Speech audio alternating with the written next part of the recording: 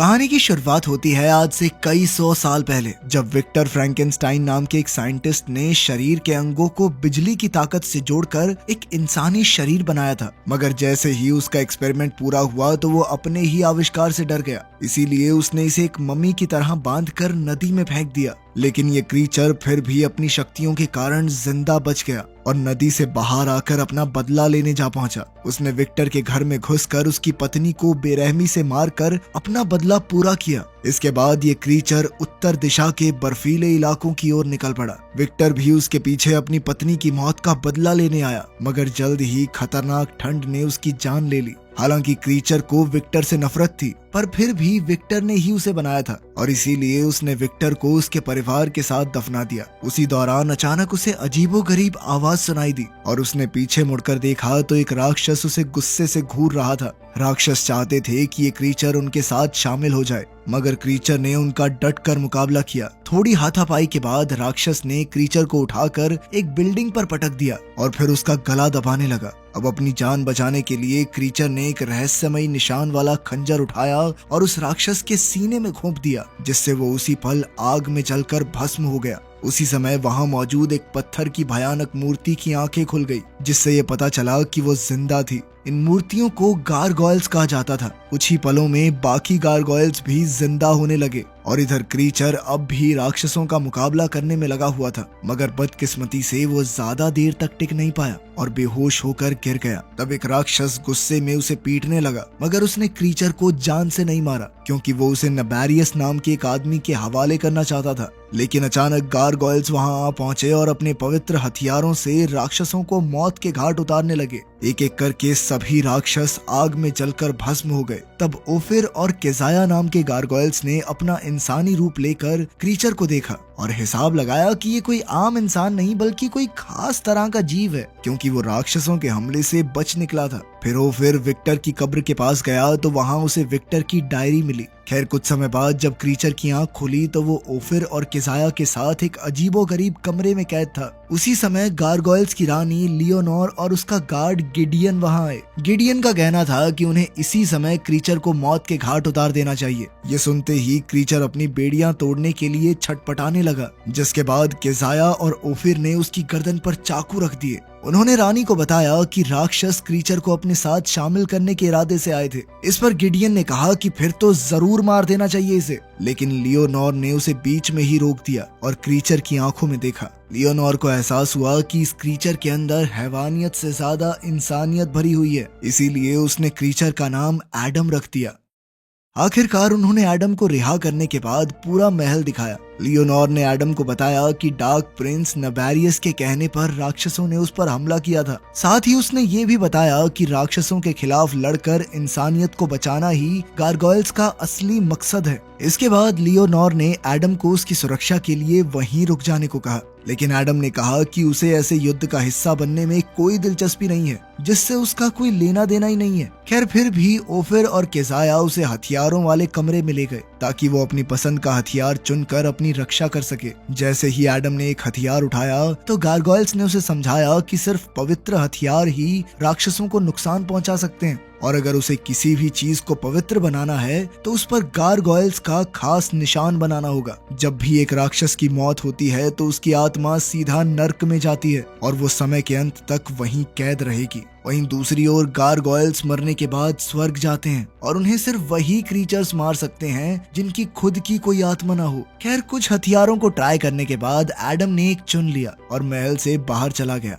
उधर लियोनोर और गिडियन को विक्टर की डायरी तिजोरी में छुपाने का हुक्म दिया गया। इसके बाद एडम तो अपने रास्ते निकल पड़ा और इसी तरह दुनिया घूमते घूमते उसे सैकड़ों साल बीत गए, लेकिन उसकी उम्र बिल्कुल भी नहीं बढ़ी। इसी दौरान राक्षस उसका पीछा करते हुए उस पर लगातार हमले करते रहते। बार बार होने वाले इन हमलों की बदौलत एडम भी उनका मुकाबला करना सीख गया। अब तो वो उनके आने से पहले ही जाल बिछा देता था और राक्षस उस तक पहुंचने से पहले ही जलकर राख हो जाते। आखिरकार उसे एहसास हो चुका था कि वो दुनिया के किसी भी कोने में क्यों न चला जाए, राक्षस उसे ढूंढकर उस पर हमला करते ही रहेंगे। फिर एक दिन उसने शहर वापस जाने का फैसला किया और जब वो इतनी सदियों के बाद वहां पहुंचा तो इतना बदलाव देखकर हैरान रह गया। वो जिंदगी के सारे सच जानने की खोज में घूमते हुए एक क्लब में घुसा, जहां उसे एक खास आदमी दिखाई दिया फिर उसने इस आदमी का पीछा किया और एक सुनसान गली में पहुंचा, मगर वहां परछाई में छुपा हुआ एक राक्षस अचानक से उस पर हमला करने लगा। एडम ने उसी समय उसका गला घोंटते हुए पूछा कि नबेरियस कहाँ मिलेगा। तभी एक पुलिस वाला वहां आ गया तो एडम ने राक्षस को अपनी ढाल बना लिया, पर फिर राक्षस ने खुद को छुड़ाकर उसका हथियार तोड़ डाला और साथ ही पुलिस वाले को मार दिया।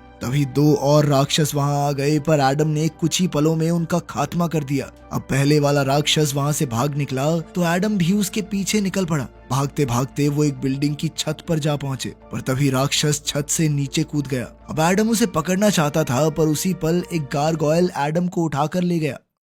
वहीं दूसरी ओर एक खुफिया लैब में टेरा और काल नाम के साइंटिस्ट एक खास एक्सपेरिमेंट पर काम कर रहे थे। उन्होंने एक मरे हुए चूहे को भारी भरकम मशीन से बांध दिया और मशीन चालू होते ही चूहे की धड़कनें फिर से चलने लगी, लेकिन फिर कुछ ही पलों में उसे दिल का दौरा पड़ गया। उसी समय मशीन अचानक बंद पड़ गई, पर काल को इस बात की खुशी थी कि कुछ पलों के लिए ही सही पर धड़कन तो चली। इधर इस प्रोजेक्ट का मालिक नबेरियस ये सब देख रहा था। उसी समय जो राक्षस एडम पर हमला करके आया था वो नबेरियस के सामने आया और पूरी कहानी बढ़ा चढ़ा कर सुनाई, मगर जल्द ही नबेरियस को उसके झूठ पर शक हो गया और उसने राक्षस को जोरदार मुक्का दे मारा। वहीं दूसरी ओर गारगोयल एडम को उड़ाकर महल में ले आया था और ये सब बाहर मौजूद एक राक्षस ने देख लिया था। महल में पहुंचने के बाद गारगोयल अपने इंसानी रूप में आ गया और तब पता चला कि वो कोई और नहीं बल्कि ओफिर था। उसी पल अंधेरे में से कई गारगोयल्स बाहर आ गए और उन्होंने जबरदस्ती एडम के हाथ पैर बांध दिए।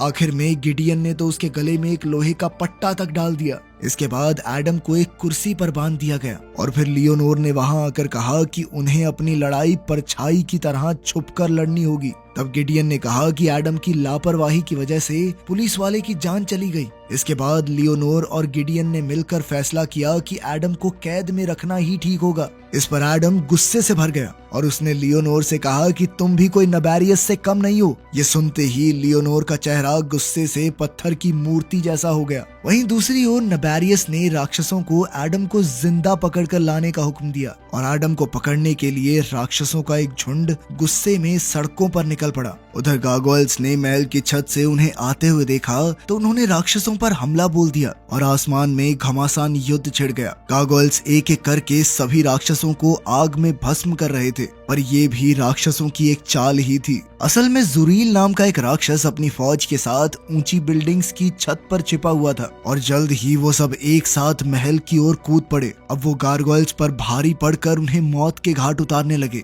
तब गारगोयल्स की आत्मा नीली रोशनी बनकर स्वर्ग में जाने लगी। ये देखकर गिडियन ने केजाया और ओफिर को एडम की सुरक्षा के लिए भेजा। फिर उसने अपने 3 हथियारों को जोड़कर एक शक्तिशाली हथियार बनाया और महल में घुसने वाले राक्षसों का सामना करने के लिए निकल गया। अचानक सैकड़ों राक्षसों का झुंड एक साथ महल में घुसकर भयंकर हमला करने लगा, पर गिडियन और उसके 2 साथियों ने मिलकर अपनी जबरदस्त ताकत और बहादुरी से राक्षसों को धूल चटा दी। फिर गिडियन ने कुछ राक्षसों को मारकर खिड़की से बाहर फेंक दिया और खुद गारगोयल का रूप लेकर उड़ गया। उधर ओफिर और केजाया एडम की सुरक्षा कर रहे थे तो एडम कहने लगा कि मेरे बिना तुम ये लड़ाई नहीं जीत पाओगे, आजाद कर दो मुझे। आखिरकार ओफिर ने उसे रिहा करके एक हथियार दिया और उसी पल राक्षसों ने दरवाजा पीटना शुरू कर दिया। तब एडम ने खुद ही दरवाजा तोड़कर उसे ढाल बना लिया और राक्षसों के ऊपर टूट पड़ा। पीछे से ओफिर और केजाया भी एक एक करके राक्षसों को मौत के घाट उतार रहे थे। अचानक एक राक्षस ने केजाया की पीठ पर वार कर दिया और वो दर्द से कराहते हुए नीचे गिर गई।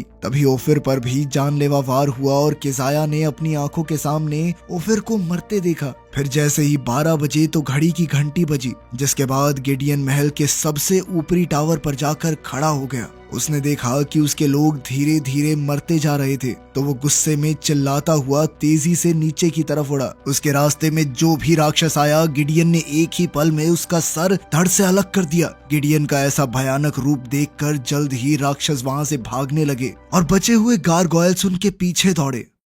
उधर महल में एडम ने केजाया के जख्मों पर मरहम लगाने की कोशिश की, पर केजाया ने कहा कि उसे मदद की जरूरत नहीं। असल में केजाया और ओफिर एक दूसरे को चाहते थे, लेकिन गारगोयल्स के कानून की वजह से वो कभी एक ना हो सके। मगर अब वो दोनों स्वर्ग में मिलेंगे और हमेशा के लिए एक हो जाएंगे। उसी पल केसाया की आत्मा नीली रोशनी के रूप में स्वर्ग में जा पहुंची। इसके बाद एडम को एक राक्षस मिल गया तो उसने उससे सारी जानकारी निकालने की कोशिश की। उधर लियोनोर ने अपने गार्ड्स को हुक्म दिया कि बाकी गारगोयल्स की मदद करें। तभी अचानक एक राक्षस खिड़की तोड़कर अंदर आ घुसा और लियोनोर पर हमला करके उसे अगवा कर लिया। इधर एडम को पता चला कि ये सारी लड़ाई असल में एक चाल थी, क्योंकि राक्षसों का असली मकसद तो गिडियन और उसके गार्ड्स को महल से दूर ले जाना था ताकि वो लियोनोर को अगवा कर सकें। कुछ देर बाद कुछ गारगोयल्स एक राक्षस को पकड़कर एडम के सामने लाए तो एडम ने उसे बुरी तरह पीटकर लियोनोर का पता बताने को कहा। पहले तो वो राक्षस एक शब्द बोलने को राजी नहीं था,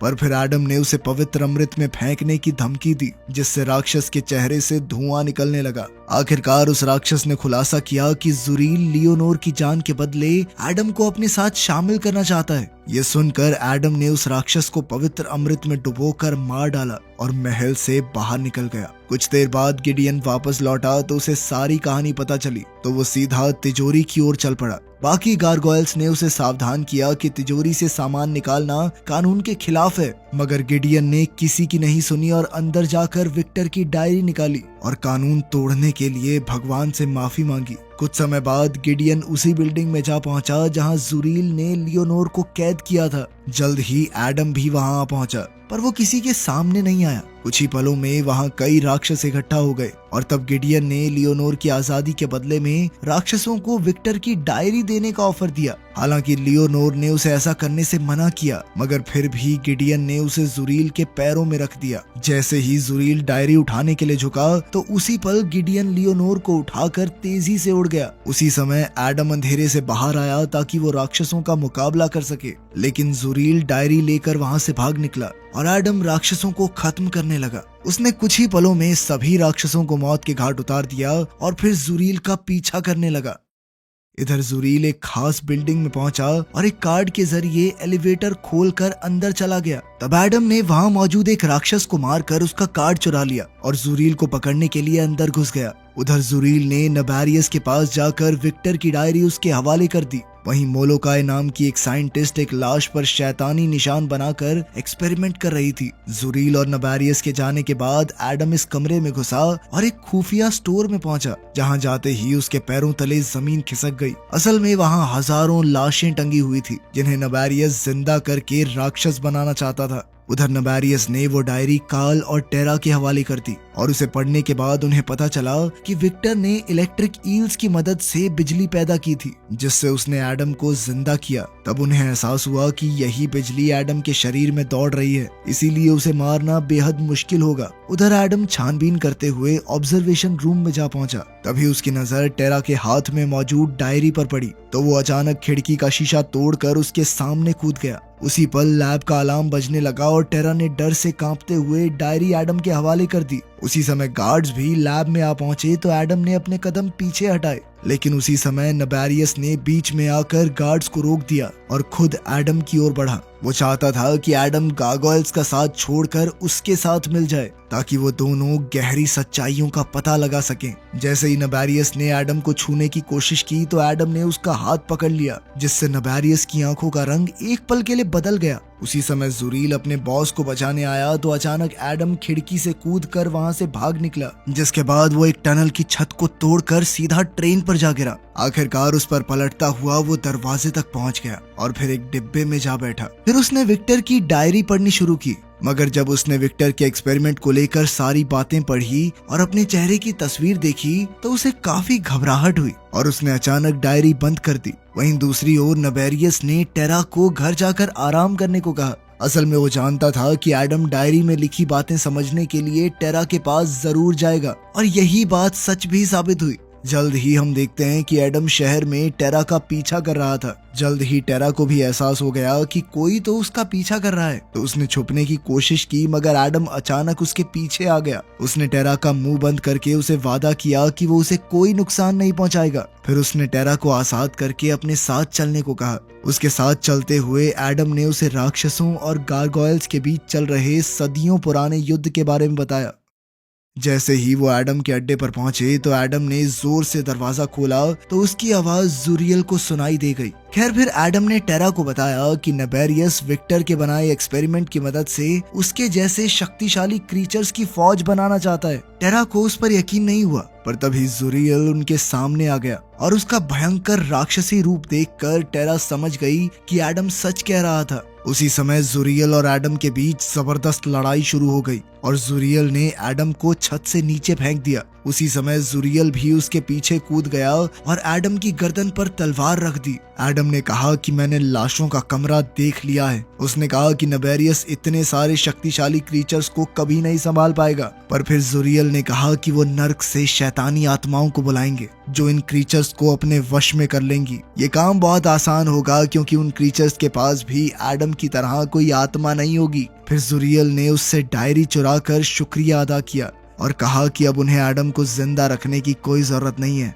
अब वो एडम का काम तमाम करने ही वाला था कि ऐन वक्त पर टेरा ने बाहर आकर कहा कि अपने एक्सपेरिमेंट में आगे बढ़ने के लिए मुझे इसकी जरूरत है। जैसे ही जूरियल का ध्यान भटका तो एडम ने चुपके से अपना चाकू निकालकर उस पर वार कर दिया, जिससे वो वहीं जलकर राख हो गया। उसकी आग की लपटें डायरी तक पहुंचने ही वाली थी, पर तभी टेरा ने उसे जूरियल के हाथ से छीन लिया। इसके बाद एडम और टेरा दोनों उसके खुफिया अड्डे पर पहुंचे, जहां टेरा ने एडम के जख्मों पर मरहम लगाई और कहा कि तुम इंसान हो और इंसान ही रहोगे। तुम्हें राक्षस सिर्फ तुम्हारे अंदर की हैवानियत बना सकती है, कोई और नहीं। खैर फिर एडम सो गया और टेरा विक्टर की डायरी पढ़ने लगी। बाद में जब एडम की आंख खुली तो टेरा ने कहा कि उसने पूरी डायरी पढ़ ली है। अब वो जानती है कि क्रीचर्स को जिंदा कैसे किया जा सकता है। विक्टर का सपना था कि वो एडम के एक साथी को पैदा करे और अब टेरा उसका सपना पूरा करना चाहती थी। उसी समय कार्ल ने टेरा को फोन किया और उन्होंने शाम को मिलने का फैसला किया, मगर बदकिस्मती से नेबेरियस के गार्ड्स ने कार्ल की सारी बातें सुन ली। खैर इधर टेरा कार्ल से मिलने निकल गई, पर जाने से पहले उसने एडम से कहा कि वो उसका पीछा न करे। तब एडम ने उसे सुरक्षा के लिए अपना चाकू दे दिया। आखिरकार जब टेरा कार्ल से मिली तो पता चला कि कार्ल ने नेबेरियस के दबाव में आकर उसे मिलने बुलाया था। तब टेरा ने उस चाकू से अपना बचाव करने की कोशिश की, मगर गार्ड ने तुरंत उसकी कलाई मरोड़कर चाकू फेंक दिया। दूसरी ओर एडम गारगोयल्स के महल में पहुंचा, जहां गारगोयल्स ने उसे पकड़कर लियोनोर के सामने पेश किया। एडम ने लियोनोर के सामने नेबेरियस का पूरा मकसद बताया। एडम ने कहा कि टेरा की जान खतरे में है और उसे उसकी रक्षा के लिए जाना होगा। तब लियोनोर ने एडम और टेरा का साथ देने का वादा किया और फिर एडम टेरा को ढूंढने निकल पड़ा, मगर उसके जाते ही लियोनोर ने गिडियन को एडम का पीछा करने को कहा। उसने गिडियन को एडम से डायरी चुरा कर उसकी जान लेने का हुक्म दिया।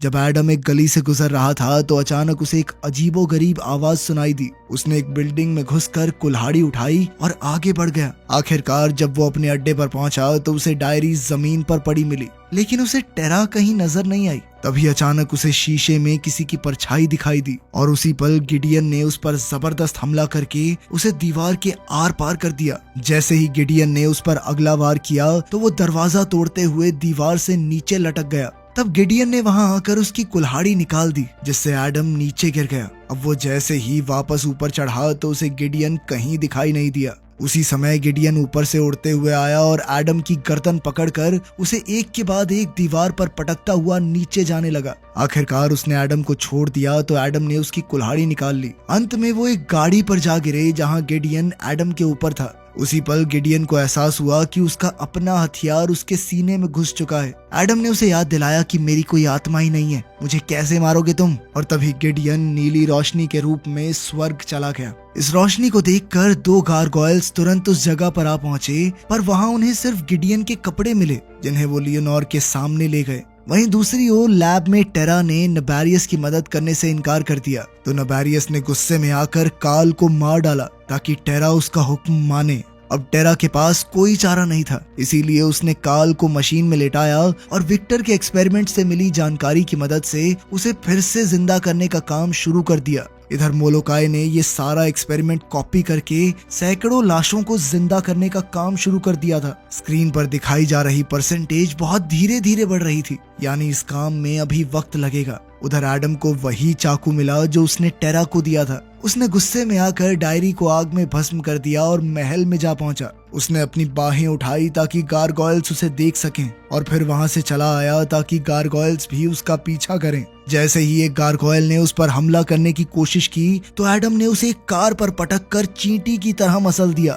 फिर लियोनोर के आदेश पर कई और गारगोयल्स एडम पर हमला करने आए तो वो नबेरियस की लैब की ओर बढ़ने लगा। जैसे ही एक गारगोयल उसके काफी करीब आ गया तो एडम ने उसका पंख पकड़ लिया, जिसके बाद वो एक दरवाजे से टकरा गए। उसी समय सिक्योरिटी को उनके आने की भनक लग गई और जल्द ही राक्षसों का झुंड उनसे लड़ने बाहर आ गया। तब एडम राक्षसों को एक एक करके भस्म करने लगा और तब लियोनोर को एहसास हुआ कि एडम जानबूझकर उन्हें यहाँ लाया था। फिर जैसे ही एक गार्ड ने एडम पर वार करने की कोशिश की तो एक गारगोयल ने बीच में आकर उसे हवा में ले जाकर मार डाला। इसके बाद बाकी गारगोयल्स भी इस युद्ध में शामिल हो गए और सब मिलकर राक्षसों को खत्म करने लगे। उसी समय लियोनोर ने मोलोकाई को एक खुफिया दरवाजे से भागते देखा और इधर एडम ने एक लैब में घुसकर नबेरियस को ढूंढ निकाला। उसी समय नबेरियस राक्षसी रूप में आ गया और एडम का सामना करने को तैयार हो गया। टेरा ने इसी मौके का फायदा उठाकर मशीन बंद करने की कोशिश की, पर वो कंप्यूटर को एक्सेस नहीं कर पा रही थी।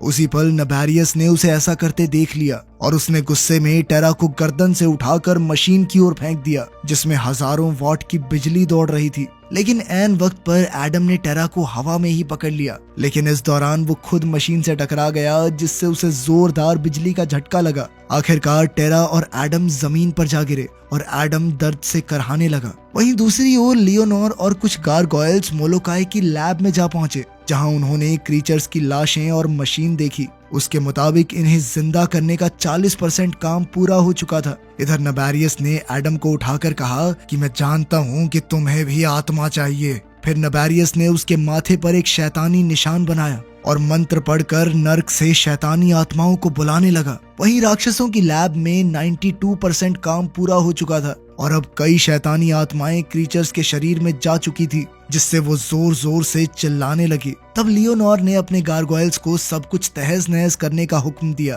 तो उन्होंने वहां पर तबाही मचा दी। तभी एक आत्मा एक क्रीचर के अंदर घुसी जो 100% जिंदा हो चुका था और वो चिल्लाना बंद करके एक राक्षस बन गया, मगर लियोनोर ने ऐन वक्त पर उसे मौत के घाट उतार दिया। फिर एक शैतानी आत्मा सभी क्रीचर्स को पीछे छोड़ते हुए सीधा एडम की ओर बढ़ रही थी। जैसे ही उसने एडम को लपेटा तो एडम भी बुरी तरह चिल्लाने लगा। आखिरकार नबेरियस ने उसे नीचे गिराकर कहा कि राक्षसी दुनिया में तुम्हारा स्वागत है, मगर एडम ने उसकी आंखों में आंखें डालकर अपने माथे का शैतानी निशान मिटा दिया, जिससे साबित हो गया कि उस पर कोई असर नहीं हुआ था। तब ये खुलासा होता है कि एडम के शरीर में आत्मा थी। फिर एडम ने चाकू उठाया और नबेरियस के शरीर पर गारगोयल्स का निशान बना दिया, जिससे वो उसी पल धमाके से फटकर मारा गया। इस धमाके से पूरी बिल्डिंग टूटकर गिरने लगी तो गारगोयल्स तुरंत बाहर उड़ गए। वहीं एडम ने टेरा के गिरने से पहले उसे पकड़ लिया। इधर नबेरियस की आत्मा आग बनकर नीचे आ रही थी कि तभी लियोनोर सीधा उसकी तरफ बढ़ी। वहीं बाहर सभी गारगोयल्स ने पूरी बिल्डिंग को जमीन में धंसते हुए देखा। फिर एक गारगोयल ने पास जाकर देखा कि नबेरियस की जलती हुई आत्मा नर्क की ओर जा रही थी। उसी समय लियोनोर इस खाई से उड़ती हुई बाहर आई और उसके साथ एडम और टेरा भी थे। आखिरकार वो सब उड़कर वापस अपने महल पहुंच गए और तब एडम ने लियोनोर से कहा कि उसे अपनी जिंदगी का असली मकसद मिल चुका है। एडम ने फैसला किया कि अब से वो इंसानियत की सुरक्षा के लिए लड़ेगा। उसने अपना नाम बदलकर अपने पिता के नाम पर फ्रैंकेनस्टाइन रख दिया और फिर बुराइयों से लड़ने निकल पड़ा। वीडियो पसंद आई तो लाइक कर देना, चैनल को सब्सक्राइब कर लेना। मिलते हैं अगली वीडियो में।